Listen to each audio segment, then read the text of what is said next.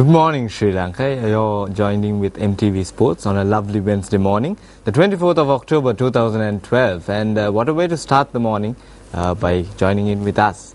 So let's take a look at some of the headlines and the stories that's been happening over this week. Hopefully you've been having a great week like I have. So let's see what's on the front page of the Daily Mirror.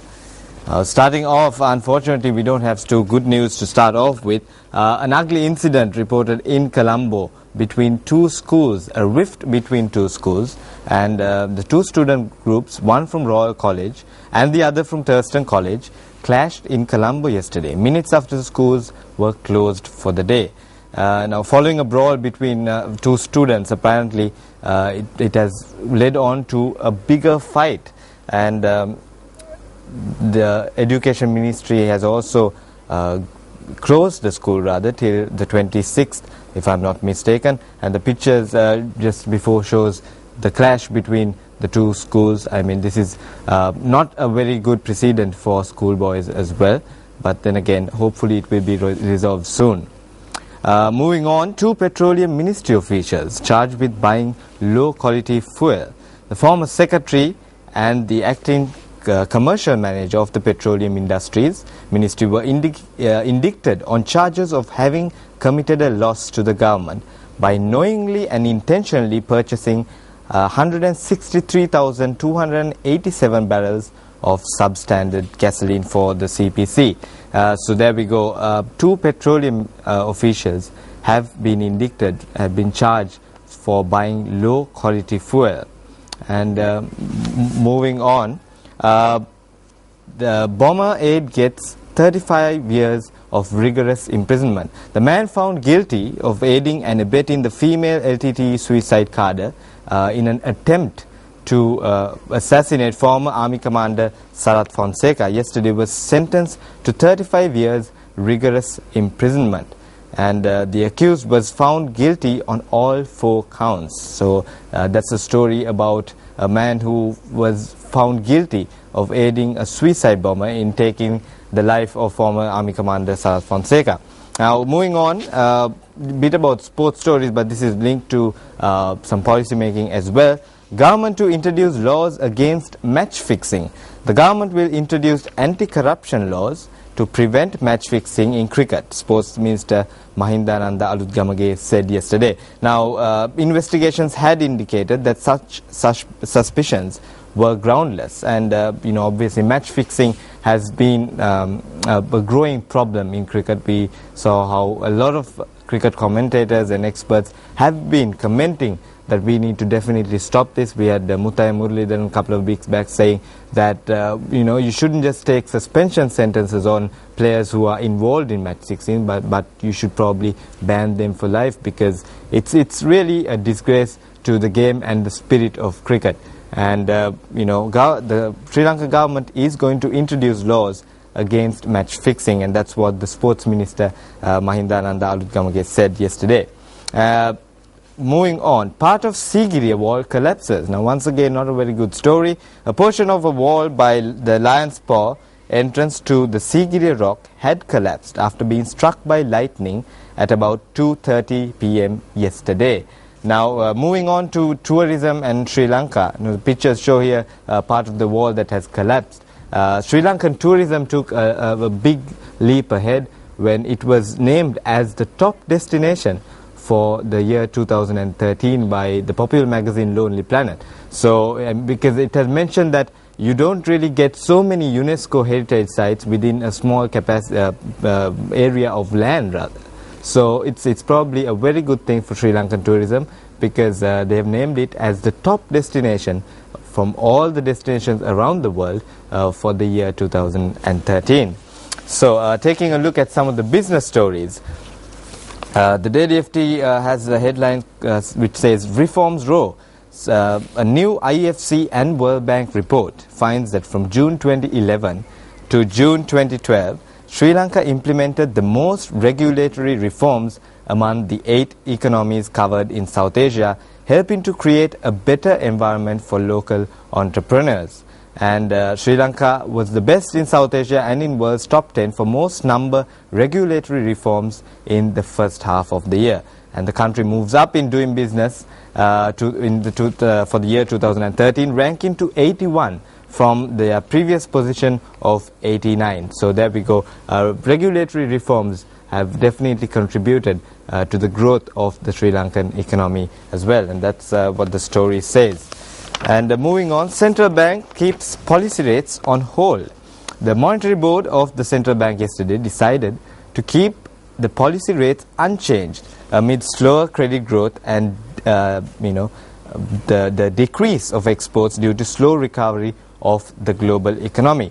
Now, pictures show here Mr. Ajit Niwad Cabral, the governor of central bank, and accordingly the central bank will keep the policy rates unmoved, repurchase rate at 7.75% and reverse repurchase rate at 9.75%. So it goes. Central bank keeps policy rates on hold. And with that, we'll move on to some sports news. Now, this is a story that we've talked earlier also on the show about one of the great athletes, or we thought was a great athlete, Lance Armstrong, who had a brilliant career in cycling and who had a setback because he was diagnosed with cancer, but made a brilliant comeback once again, 7 Tour de France titles. But now the statement goes on to say that he has no place in cycling history, and he's been stripped of all his titles and medals because of his indulgence in performance-enhancing drugs. The US anti-doping agency's 1,000-page dossier claims Lance Armstrong's entire career was fueled by performance-enhancing drugs, and that his team engaged in the most sophisticated doping program ever seen in sport. The UCI cycling's ruling body had 21 days to appeal or strip Lance Armstrong of his titles. So pictures show here Mr. Lance Armstrong, just a quick take. In 1971, he was born in 1971. 1987 he was made a professional athlete, and during the course of the 10 years he won so many awards and medals, and also the 7 Tour de France titles, but he's been stripped away of all that. And talking about doping, now this is something that is been growing around the world, and the World Anti-Doping Association is very strict on matters concerning that. Even in Sri Lanka we had a few athletes being banned due to their indulgence in performance-enhancing drugs. So it's one thing for not knowing about what is banned and what is not, but it's also another thing of knowingly going ahead with this, knowing that these laws are in place. So I guess it's bad luck and a bad decision for Lance Armstrong to indulge in such activity, and unfortunately he's been stripped of all his titles. Now Shane Warne says cannot pinpoint retirement yet. Now he moves on to say, I have to never say never, because in 2007 I said I'd never play cricket again, but 18 months later came to the IPL. Now pictures show one of the greatest spin bowlers of all time, Shane Warne, who said that he was going to retire, but maybe fortunately he is still playing, and he still has the go to keep it going. So he says he's not sure of when exactly he will be retiring. Moving on to a few more sports news.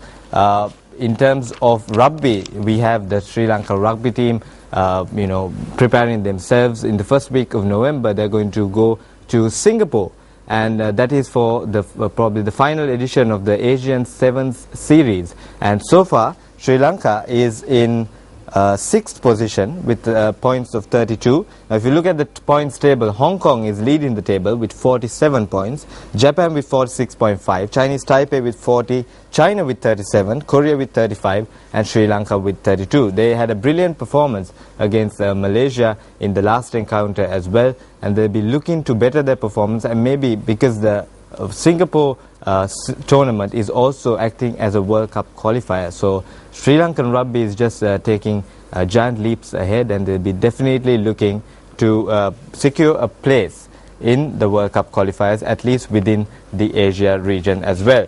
And with that, before we go on to a short commercial break, some entertainment news for you. As we mentioned before, Sri Lanka the Miss Sri Lanka for Miss International managed to secure the second runners-up spot, and hopefully we'll have her on the show probably in the coming weeks as well. And that was a very interesting development for Sri Lanka, because it's one of the first times that Sri Lanka won a major pageant in the recent history.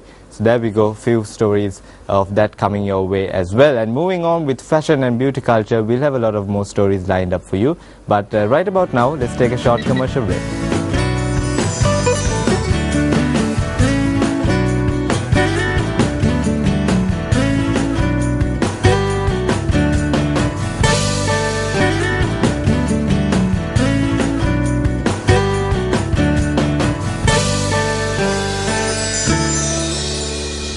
Good morning and welcome back to Good Morning Sri Lanka on MTV Sports. Now before the break we were just talking a bit about beauty pageants and beauty culture, and Sri Lanka moving ahead with that. But this is an international story of how fashion can be shared more or less, and this is an interesting story about copycat fashion, and let's take a look at that.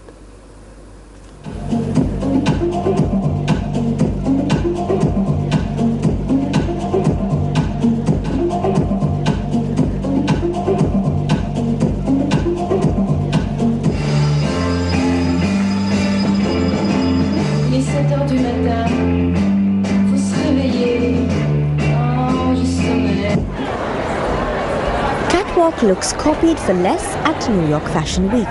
Thousands of people around the world watch top designers unveil their collections at the Fashion Week in New York, but not everyone can afford the top dollar price tags that hang from luxury designers. Seeking an alternative, New York resident Lucy Phillips snapped a photo of a vintage floral dress at the Candela show and uploaded the image on Copycat Fashions, a web-based company that creates the customer's adaptation of the look with a 30 to 50% price deduction. So I know you're here to show me a couple of images today, and I wanted to just update your profile and fit you one more time before we actually look at some fabrics for you. Sounds great. I went to the Candela fashion show and the pieces were beautiful. They were a little too ethereal for me, so I took some images of what I liked and tweaked it to what my needs are and made it a little more bold. Phillips then set up a fitting with the company's head designer, D. Las Prugata, who took measurements and selected fabric swatches for the dress. Is it right there? Yeah. It's a vintage silhouette, which I like and I appreciate. And we're going to make it a solid color, no print, and we're going to shorten it and change